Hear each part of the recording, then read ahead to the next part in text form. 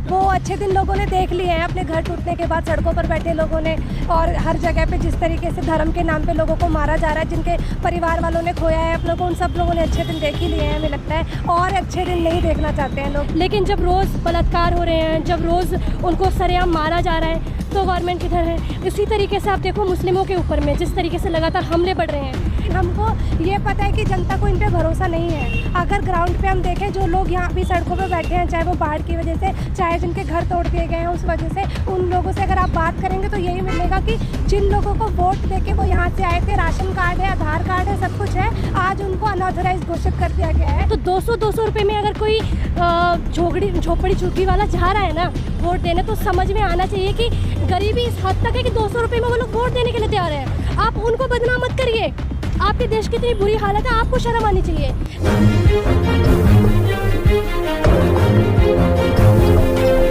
नमस्कार दोस्तों, national India news देख रहे हैं आप और मैं सुशील कुमार। 2024 के लोकसभा चुनाव को लेकर के आगाज़ हो गया है। जिस तरह से हमने देखा बीते दिन थर्ड फ्रंट जो बना है, तमाम विपक्षी दलों की जो बेंगलुरु में मीटिंग हुई और उसके बाद से इंडिया नाम से एक मोर्चा भारतीय जनता पार्टी यानी कि एनडीए के खिलाफ तैयार किया गया है। 2024 में किस तरह से भारतीय जनता पार्टी या एनडीए को इंडिया हरा पाएगा, इस पर हम लोगों से बात करेंगे। मेरे साथ दिल्ली में मैं हूं और मेरे साथ तमाम यूथ हैं। हम यूथ की राय जानेंगे कि अभी की जो मौजूदा जो हालात हैं देश में, उसको लेकर के उनकी क्या राय है और आगामी लोकसभा चुनाव पर क्या उनको महसूस हो रहा है। आपका क्या नाम है? मेरा नाम संगीता है। संगीता जी, क्या लगता है आपको कि चुनाव आने वाले हैं, राजनीतिक पार्टियां तैयारी शुरू कर दी हैं, बीजेपी एनडीए को हराने के लिए एक थर्ड फ्रंट बना है जिसका इंडिया नाम है, तो आपको क्या लगता है ये कितना कारगर होगा बीजेपी को हराने में? देखिए, हमको सिर्फ इतना लगता है कि मैं अभी इस वक्त में डिमोलिशन के ऊपर में बस्तियों में काम कर रही हूँ, और वहाँ पर हर किसी को ये वादा दिया गया था मोदी के द्वारा ही कि हम जहाँ झुकी वहाँ मकान देंगे। तो आप देख लीजिए कि उसके बाद में केजरीवाल आ गया, उसके बाद में अभी बाढ़ आने पर वहाँ पे जो हालात हैं, तो जो भी गवर्नमेंट आती है वो वादा लेकर के आती है, बहुत सारे वादे आएंगे। आपने बोला कि इलेक्शन आने वाले हैं, तो इंडिया जो नया अलायंस बना है, बिल्कुल है कि हर बार जब भी कुछ इस तरह का कोई गवर्नमेंट आती है जो बहुत ज़्यादा अथॉरिटेरियन है, तो कोई ना कोई अलायंस बनता है, लेकिन उनके पास में वो जनता के मुद्दे नहीं हैं, वो सिर्फ खोखले वादे होते हैं। लोगों के बीच में आप जाएंगे, दलितों के पास जाएंगे, उनके पास खाना खाएंगे, आप बताएंगे कि आप कितने दलित हितैषी हैं, लेकिन जब रोज़ बलात्कार हो रहे हैं, जब रोज़ उनको सरेआम मारा जा रहा है, तो गवर्नमेंट किधर है? इसी तरीके से आप देखो मुस्लिमों के ऊपर में जिस तरीके से लगातार हमले बढ़ रहे हैं, ऐसा नहीं है कि बीजेपी के आने के बाद ये हुआ है। बीजेपी से पहले कांग्रेस रही है, और कांग्रेस जितना लंबा समय रही है, यूएपीए से लेकर के जो भी कानून है वही लेकर के आए। तो हम ये कैसे बोल दें कि 2024 का इलेक्शन बहुत कुछ बदल देगा?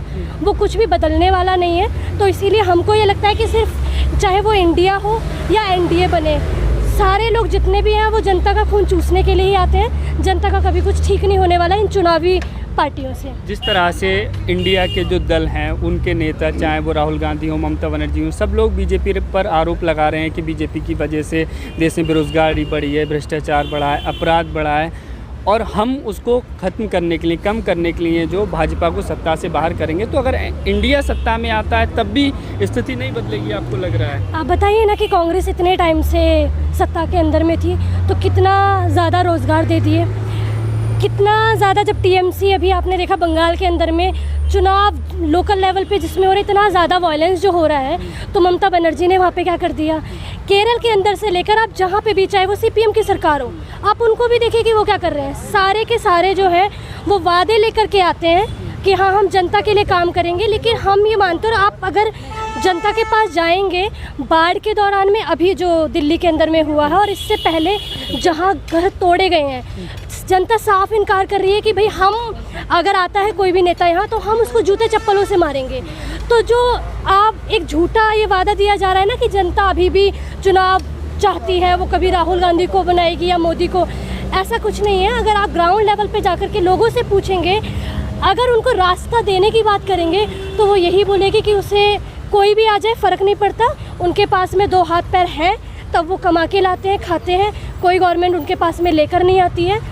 जो 5 किलो राशन का जो शगुफा छोड़ा जा रहा है लगातार मोदी के उसके साथ में आ रहा है थैली में बंद होकर के, आप जाके देखिए कि कितना राशन मिलता है उसमें, गेहूं का क्या हाल, किस तरह के गेहूं मिलते हैं, क्वालिटी क्या है। और फ्री बोल देने से ये लगातार ऐसा प्रोपेगेट हो रहा है कि वो सरकार हमारे पे रहम दे रही है, लेकिन वो हमारे टैक्स का पैसा है। एक एक बच्चा यहाँ पे जो टैक्स देता है, टॉफ़ी का, पेंसिल का, जो छोटी छोटी चीज़ों का जो पैदा होता है बच्चा, उसका भी डायपर का टैक्स वो देता है वहाँ पे। तो आप ये कैसे बोल रहे हैं कि ये फ्री है? वो सारा को सारा वो जनता के पैसों से है।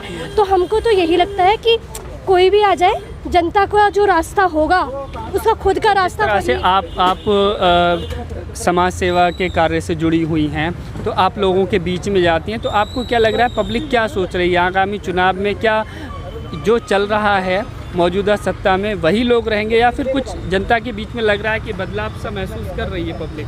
देखिए इस बारे में तो ना अभी अगर देखेंगे कि इलेक्शन होते किस तरीके से हैं, कौन कैसे जीत रहा है। कर्नाटक के अंदर में कांग्रेस आ गई तो बहुत सारे लोगों को उम्मीद है कि कांग्रेस आ गई अब कुछ बदल जाएगा। कुछ बदलने वाला नहीं है। और लोगों के बीच में एक सही बात ये है कि कोई भी इलेक्शन में अगर आता है कल को, मैं ये नहीं बोलूँगी कि कल को मोदी हारने वाला है या राहुल गांधी आने वाला है, लेकिन इतना ज़रूर है कि लोगों के पास में अगर आप रास्ता देने की कोई और बात करेंगे कि जनता के असली मुद्दे क्या है, उससे लड़ करके आप संसदीय चुनाव से हट करके बात करोगे तो बिल्कुल है कि जनता साथ आएगी। वरना उसके लिए वो ऑप्शन होते हैं जहाँ पे वो बस एक अभी मोदी हट जाएगा तो उनको लगेगा राहुल गांधी ठीक है आ जाए। उनके लिए दारू पे, मुर्गे पे, पैसों पे जो चुनाव लड़ा जाता है जिसका जनता को दोषी माना जाता है। एक्चुअली जितना गरीबी है ना इस देश के अंदर में, तो 200 रुपए में अगर कोई झोपड़ी झुग्गी वाला जा रहा है ना वोट देने, तो समझ में आना चाहिए कि गरीबी इस हद तक है कि 200 रुपये में वो लोग वोट देने के लिए तैयार हैं। आप उनको बदनाम मत करिए। आपके देश की इतनी बुरी हालत है, आपको शर्म आनी चाहिए। लेकिन उल्टा ये प्रोपेगेट करते हैं कि जनता जो है 200 रुपये में बिक रही है। तो मेरा यही है कि जनता के पास में जाओ, उनके साथ काम करो, आंदोलन तैयार करो, जनता डिसाइड करेगी रास्ता क्या है। आपको लगता है कि विपक्ष भी मुद्दे नहीं उठा रहा है जनता के खिलाफ सवाल? हाँ बिल्कुल, विपक्ष आप देखिए ना, राहुल गांधी आज हरियाणा के अंदर में गए हैं, धान से बातें कर रहे हैं। हाँ, धान लगा रहे हैं, बिल्कुल धान रुपाई बुला रहे हैं, लंच करवा रहे हैं। आप ये देखिए कि जो जिस तरीके से जो प्रोपेगेट कर रहे हैं, राहुल गांधी कल तक कहाँ थे?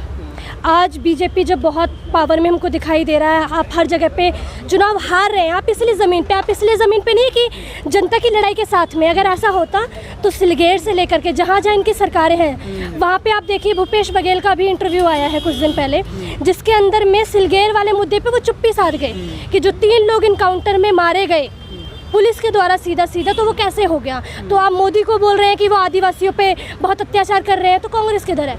वो भी वही रणनीति अपना रही है। तो हमारा ये है कि मुद्दे गायब हैं, सिर्फ खोखले वादे हैं जो हर बार जनता को दिखाए जाते हैं। आपको क्या लगता है इंडिया वर्सेस जो एनडीए चल रहा है उसमें कौन मजबूत लग रहा है और क्या होने वाला है? मैं बिल्कुल सहमत हूँ इनकी बात से कि कोई भी आए, मजबूती चाहे किसी की भी दिखे, ये सिर्फ सत्ता में आने के बाद उनके खोखले वादे तक रह जाती है। और अभी राहुल गांधी जो खेतों में दिखाई दे रहे हैं, महिलाओं से बात करते दिखाई दे रहे हैं, वो उसके बाद कहीं नहीं दिखाई देने वाले अगर आ भी जाते हैं गलती से। तो बाकी कोई भी आए, जनता के सवाल कोई नहीं उठाने वाला है।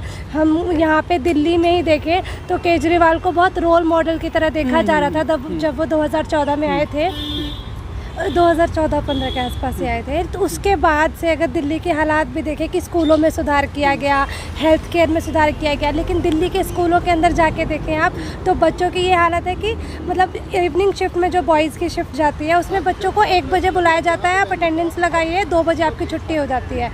तो वो बच्चे क्या पढ़ाई ले रहे हैं? इतना ज़्यादा इंफ्रास्ट्रक्चर की कमी है कि स्टूडेंट्स इतने ज़्यादा है, एक क्लास में 100 बच्चे हैं लेकिन वहाँ बैठने की जगह नहीं है, इतने सेक्शंस हैं, तो इसीलिए उन्हें 1-1 घंटे के लिए सिर्फ अटेंडेंस के लिए बुलाया जा रहा है। ये जो केजरीवाल मॉडल का जो बनाया जा रहा है नरेटिव, ये भी मतलब उन्होंने ये शुरुआत में आए थे तो दिखाने के लिए कुछ तो करना पड़ेगा, तो उन्होंने ऊपरी तौर से दिखावा बहुत अच्छे से किया, लेकिन अब जैसे जैसे समय बीत रहा है ना तो सारी सच्चाई अपने आप सामने आ रही है। दिल्ली में जो बाढ़ के हालात बन रहे हैं जिस तरीके से है, कोई ड्रेनेज सिस्टम नहीं है, कुछ भी नहीं है। तो और जो लोग ये यमुना के आसपास के एरिया में रहते हैं, अभी उन लोगों से आपने बातचीत की होगी तो पता खाने के नाम पे उनको पानी तक नहीं पहुँच, बिल्कुल। और जहाँ पहुँच भी रहा है वो खिचड़ी ज़रा सी दे देते हैं उनको, उसमें उनका वो कैसे गुजारा होगा पूरा दिन का पेट भर का।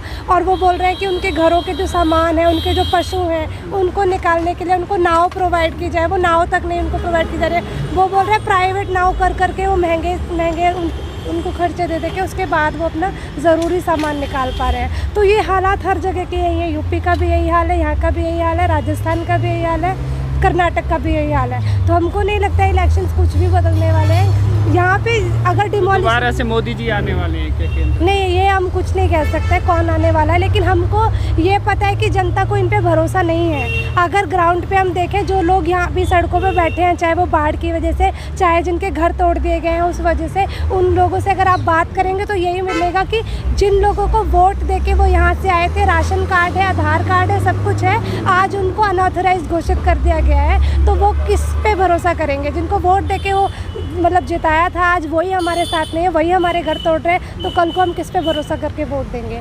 तो हमारे लिए कोई मायने नहीं रखता है, कोई भी आए। तो ये जो विपक्ष के इतने सारे संगठन जो मिले हैं, इंडिया बना है, इसमें भी जो गरीब तबका है देश का, उनका इसमें भी बिलीव नहीं है, भरोसा, इनसे भी उम्मीदें नहीं लग रही? नहीं, बिल्कुल भी नहीं है। हमको जहाँ तक लगता है जो ग्राउंड पे लोग हैं, जो पूरा मार्जिनलाइज एकदम हाशिए पर लोग हैं, उन लोगों का भरोसा नहीं है। क्योंकि हमें पता है कि वोट का आधार, जैसे कि उन्होंने भी बोला कि वही होता है कि आप 200 रुपये दे दीजिए, वो मजबूर है वो उस वोट को देने के लिए। और इसी तरीके से भारत में इलेक्शंस होते हैं, कभी इस तरीके से होते ही नहीं है कि हमारे मुद्दे ये उठा रहे हैं और ये कुछ करेंगे। इसीलिए आपके हिसाब से व्यवस्था परिवर्तन कैसी होगी? ये जो समस्या है, ये जन आंदोलन जब खड़ा होगा, जब लोग अपनी लड़ाई के लिए खुद इकट्ठे होकर खड़े होंगे, इस व्यवस्था को बदल के ही पॉसिबल है कि कुछ ठीक हो सकता है। इस व्यवस्था में तोड़ मरोड़ करके परिवर्तन से बदलाव नहीं आएगा? बिल्कुल नहीं आने वाला है, क्योंकि ये हम देख रहे हैं 70-75 सालों से यही हो रहा है और कोई बदलाव नहीं आया है अभी तक। तो हमें ज़रूरत है कि हम